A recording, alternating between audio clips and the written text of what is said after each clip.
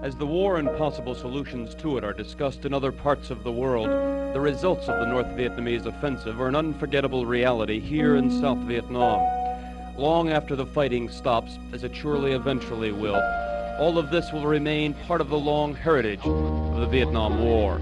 Remember to stop the bleeding! And Devalle, the medic, having survived another... The enemy soldier who shot Jorgensen cannot be found. He may have survived or dragged himself off to die. The problem now is to get Hero out of here. I'm Ronald Ortega. I was in the U.S. Navy. I was in Vietnam from 1972 through 1974.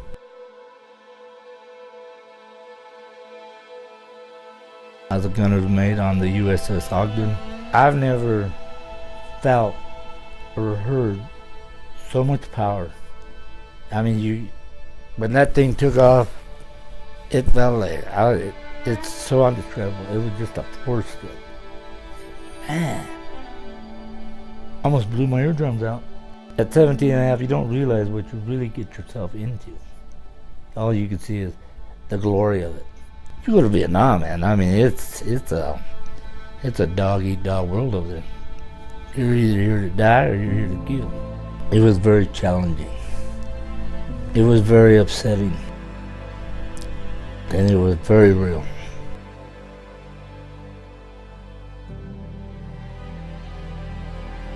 White Cross was like candy. Jars available on the ship. That's how I got started.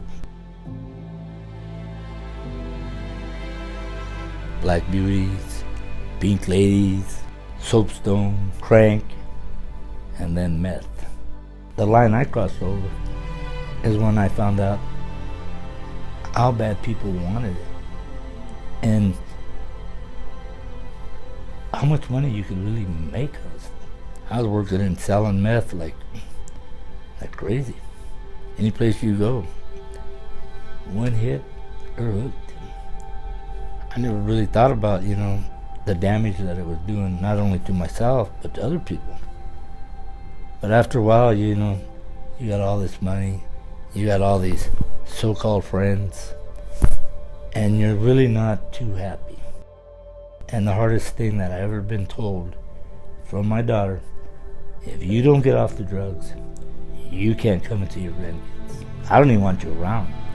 This might even sound kind of crazy, but I'm glad I got caught. I needed to be stopped, and I got stopped.